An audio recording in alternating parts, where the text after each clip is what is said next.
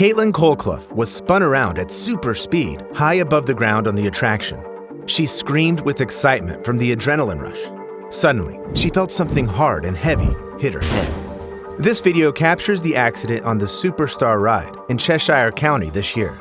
Amid the cheerful screams, people didn't immediately hear a large panel breaking off from the mechanism. It struck Caitlin and then fell to the ground, right into the crowd. Luckily, people managed to scatter, but Caitlin ended up in the hospital with a concussion. Today, I've once again compiled the top most shocking accidents caught on camera. However, as always, viewer discretion is advised. Despite the danger, people all over the world continue to seek adrenaline-packed adventures.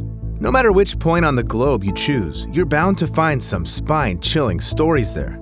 But if you prefer looking at globes rather than risky thrills, you'll love our video sponsor, Mova Globes. These globes rotate when they catch light. Thanks to groundbreaking technology, they don't need any charging, batteries, or wires.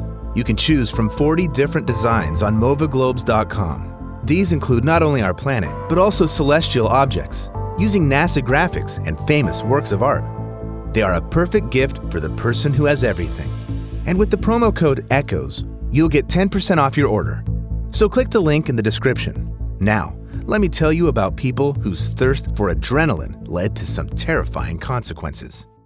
Robin Winter-Smith glanced at the crowd of fans, then put on his helmet and hit the throttle on his motorcycle. In 1979, this stuntman's name was on everyone's lips. It was because at an air show in Elstree, England, he performed a daring stunt, jumping with a Suzuki RM250cc over 31 cars. That's a 58-meter obstacle. But he fell just 1 meter short of breaking Eddie Kidd's record, who jumped over 14 double-decker buses.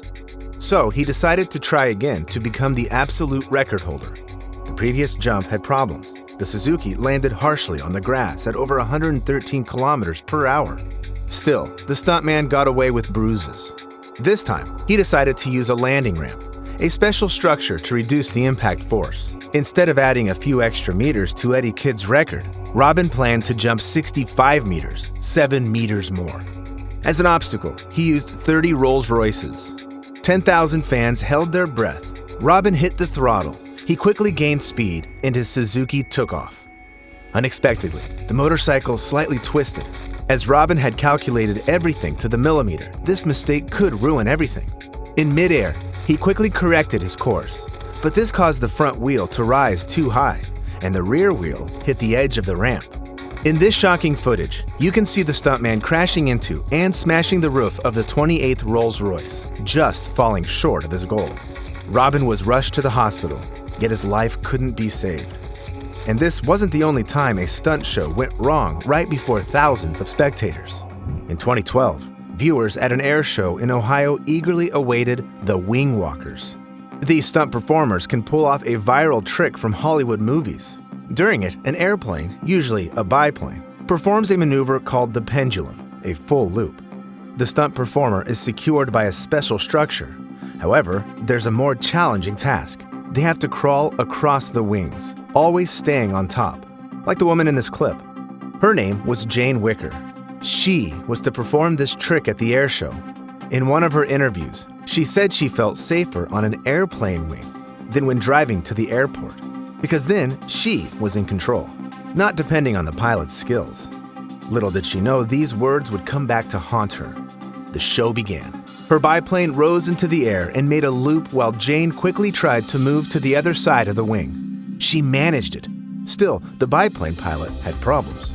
He lost control almost immediately after the loop, and the plane plummeted at high speed. I can't show you the entire video because it's too disturbing. But the footage shows the biplane crashing almost into the center of the arena, surrounded by spectator stands, and exploding. The commentator nervously asked the children to close their eyes. Meanwhile, the adults watched in horror, as the burning wreckage of the plane made it clear there was no chance for the pilot and Jane Wicker to survive. It's not only risky to perform stunts, but also to make others do them. In 2019, a famous Russian circus, Shapito, was touring the country. Most of its audience was very young children who loved the cute animal tricks. When the traveling circus performed its show in Oleniec, the children exploded with applause.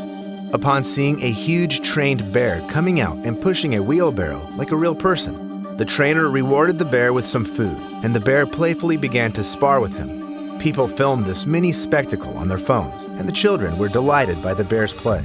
But a few seconds later, the bear started attacking the trainer aggressively. This was no longer play. Only when one grandmother quickly started to take her child away did the others do the same. The danger was real. There was no barrier between the audience and the ring. Though the bear was muzzled, it continued to maul the trainer with its sharp claws, until it was hit with a shocker. The audience was outraged that the circus included a wild animal act in their program without ensuring the children's safety. Furthermore, the circus faced allegations of animal mistreatment. The circus management claimed the flashes from the audience's cameras had angered the bear. Eventually, this act was removed from the show. There's no doubt that circus performers and stuntmen have risky professions. Yet there are countless videos on the internet of even ordinary construction workers caught in horrifying incidents. One day in 2022, a Toronto resident was walking downtown when he looked up and saw something that truly terrified him. The man immediately pulled out his phone and started recording. Here are those clips. In them, you can see a construction worker dangling from a crane by a rope very high above the ground. The poor worker is screaming in terror. But I can't play the audio for you because the person recording was swearing in shock. And I totally get it. I had the same reaction when I paused the video and counted which floor the man was hanging by, the 10th. If he lets go of that rope, he'll definitely fall to his death. There are actually several videos of this incident from different angles, which quickly went viral. Representatives from the Ontario Ministry of Labour saw the clips and demanded immediate explanations from the contractor, Modern Niagara. The project manager confirmed that there had indeed been an incident on the site. The worker's arm got tangled in the rope after he hit a load. It was also revealed that, thankfully, the man in the video was safely brought down and didn't suffer serious injuries. However, this video makes you think things could have ended much worse. In another clip recorded in New York in 2023, a construction crane catches fire and its arm breaks off, crashing right into a street full of people. The fire started in the crane's engine while it was lifting about 16 tons of concrete. The operator tried to extinguish the flames but had to escape as the fire quickly spread to the cab. In the end, 12 people, including 9 civilians and 3 firefighters, were injured but survived. Interestingly, a later inspection found that the crane was stable before the fire, yet there are tragic incidents that could have been avoided by simply following safety rules. One such event happened on July 14, 1999, during the construction of Miller Park in Milwaukee, Wisconsin. It's now known as American Family Field. The project used a massive crawler crane, one of the largest in the world at the time, measuring 173 meters, earning it the nickname Big Blue. The crane was lifting stadium sections, each weighing 450 tons. The workers had already installed 9 of the 30 sections, but when it was time for the 10th, everything went wrong. That morning, the workers noticed strong gusts of wind. It turned out that the wind speed was reaching 45 kilometers per hour in some places. Operating the crane was dangerous. However, the management was only concerned that the project wouldn't be completed on time, which would incur penalties for each additional day. So, they didn't give their permission to stop work, especially since the massive crane was supposed to withstand such wind. Indeed, Big Blue could stand on its own, but the management didn't consider that the crane would be holding a roof section almost 2,800 square meters in size. Such a giant structure essentially acted as a sail. This was too much strain, even for Big Blue. These clips show the moment the crane started to fall. What is most intriguing is that a safety inspector made this video. The footage shows how the crane's debris destroyed already built elements of the stadium. Yet the worst part of this situation is that, as it fell, Big Blue hit another crane, inside of which there were 3 workers: Jeffrey Wisher, William DeGrave, and Jerome Starr. They fell from a height of over 60 meters and instantly passed away. As a result, 3 companies involved in the construction were fined a total of $500,000. The widows of the deceased workers received another $99,250,000 in compensation. Either way, no amount of money can replace lost lives. Moreover, an ordinary passerby could have also been hurt in the story. So even if you don't work in a dangerous job, it doesn't mean you're safe from trouble. On July 22, 2021, residents of Zhengzhou, China were riding on the subway as usual. They noticed the floor getting wet. The lights began to flicker erratically, and the train stopped, but the doors wouldn't open. Meanwhile, the water kept rising. It reached above their ankles and their waists, and for some, even their necks. Hundreds of people were trapped. A video taken on one passenger's phone shows how a heavy downpour flooded the subway tunnel. Those on the platform could at least wade through the water to the stairs and climb to the surface, yet the passengers in the train cars were entirely dependent on the rescuer's speed. Here, people climbed onto the seats to delay drowning. They stood in the water for an hour, then 2. One woman, believing she was facing her final moments, dictated her bank card details to her loved ones over the phone. After her, others began doing the same, as the water kept rising, making it seem like the end was near. At some point, shorter people had nowhere to go, and those who were taller lifted them into the air pocket that remained near the ceiling. The passengers stood in the cold, dirty water for 4 hours before rescuers reached them. They managed to free about 500 people, but unfortunately, not everyone survived. 12 passengers passed away. I don't know about you, but the thought of not even being safe in public transport terrifies me. However, as someone who reads many articles about various tragedies, I can confidently say that the most dramatic accidents are somehow related to civil aviation. On July 27, 2007, several helicopters with journalists from various news outlets took to the skies over Arizona. They were covering a live police chase in Phoenix involving a car thief. Suddenly, 2 AS-350A Star helicopters from KNXV-TV and KTVK collided with each other. Their rotors were damaged, and the helicopters began plummeting to the ground. The news broadcast was abruptly cut off.